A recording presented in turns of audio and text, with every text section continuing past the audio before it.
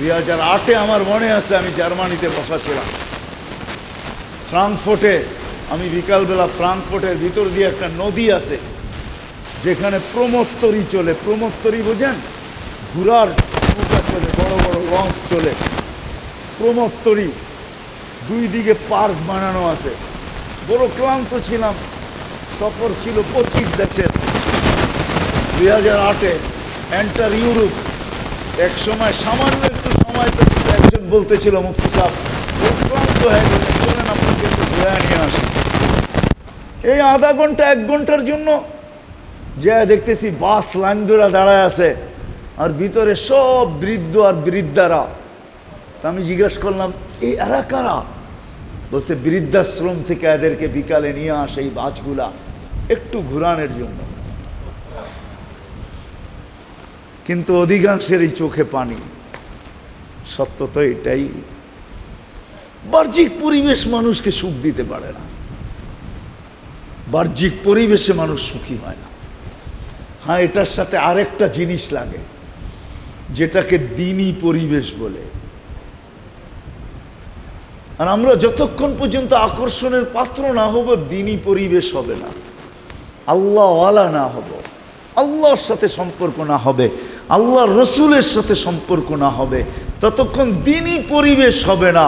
দ্বীনি পরিবেশ যখন হবে, আমি তো রমজানের আগে অনেক চিৎকার দিছি, রমজানের ভিতরও দিছি, যে হ্যাঁ আমার দেশটা যদি এরকম হইতো যে প্রত্যেক বাড়িওয়ালা সামনের বাড়িওয়ালাকে রমজানে বলতো যে বোন তুই ইফতারি 1 ওয়াক্তের খানাও তুমি পাকাবে না, তোমার পুরা 3 বেলা ইফতারি সহ আমার ঘরের থেকে পাইকা আসবে।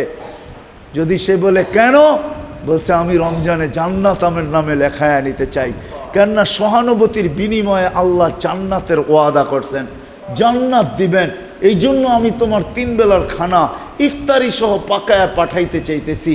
আরেকটা কারণ, তুমি হাদিয়ার খাওয়া খাবে। কেননা হালাল, সবচেয়ে হালাল খাওয়া হলো হাদিয়ার খাওয়া। তুমি হালাল খাওয়া খাবে, তোমার রোজা কবুল হবে, ইবাদত কবুল হবে, ওটা আমার আমল নামায় আসবে। এই রোজাও পাবো, আমলও পাবো, আমলের সওয়াবও পাবো, সহানুভূতির বিনিময়ে জান্নাতও পাবো। তো সামনের বাড়িওয়ালা বলতো, বোন তাইলে সত্য তুমি আমারটা পাঠাবে, তাইলে আমিও তোমার বাড়ির 3 বেলারটা ডেলি পাকায়া পাঠাবো। তুমিও হালাল খাও, তোমারটাও আমার কাছে আসুক।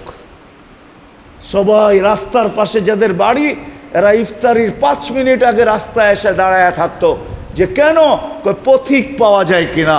কি করাবে? তাকে জোর করে হলো ইফতার করাবো। কেন?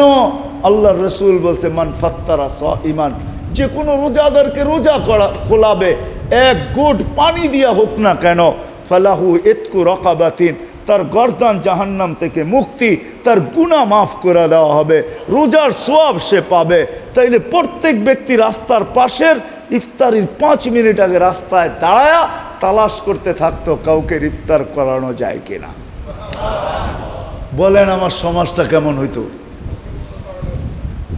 হ্যাঁ, কেমন সুন্দর। এই বাড়িওয়ালা ওই বাড়িওয়ালাকে 3 বেলা ইফতারি সহ পাকায় পাঠাইতেছে, আর সে একে পাকায় পাঠাইতেছে।